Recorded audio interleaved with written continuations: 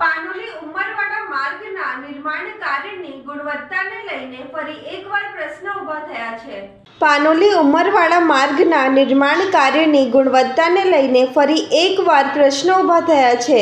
અગાઉ social media પર સરકાર મુલ્લા દ્વારા પેવર બ્લોક્સ બેસી જવાની ફરિયાદ ઉઠાવવામાં આવી હતી, જેના પગલે કેટલાક સ્થળોએ સમારકામ કરવામાં આવ્યું હતું। જો કે હવે ફરી માર્ગના વિવિધ સ્થળોએ પેવર બ્લોક્સ બેસી જવા, નવા બનાયેલા સીસી રોડ પર ખાડા પડવા તેમજ ઉમરવાડા વનખારી ઉપર આવેલા બ્રિજ પર પણ ખાડા દેખાવા લાગતા સ્થાનિકોમાં ચિંતા વ્યાપી છે।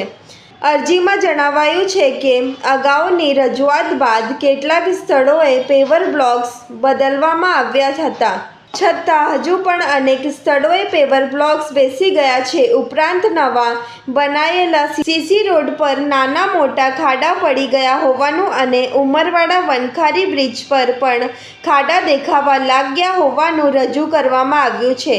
માર્ગ અને બ્રિજનું કામ હજુ પૂર્ણ થયું ન હોવા છતાં આવી સ્થિતિ સર્જાતા કામની ગુણવત્તા અંગે ગંભીર પ્રશ્નો ઊભા થયા હોવાનું અરજીમાં જણાવાયું છે। જુનેદ પાંચભાયાએ સમગ્ર માર્ગ અને બ્રિજનું ઉચ્ચ અધિકારીઓ દ્વારા સ્થળ નિરીક્ષણ કરાવવા, જરૂરી હોય તો ઉપયોગમાં લેવાયેલી સામગ્રીને સરકારી માન્ય લેબોરેટરીમાં ગુણવત્તા તપાસ કરાવવા, તમામ ખામીઓનું ધોરણ મુજબ સમારકામ કરાવવા તેમજ તપાસમાં બેદરકારી અથવા ગુણવત્તામાં ખામી સાબિત થાય તો જવાબદાર કોન્ટ્રાક્ટર અને સંબંધિત અધિકારીઓ સામે નિયમ મુજબ કાર્યવાહી કરવાની માંગ કરી છે।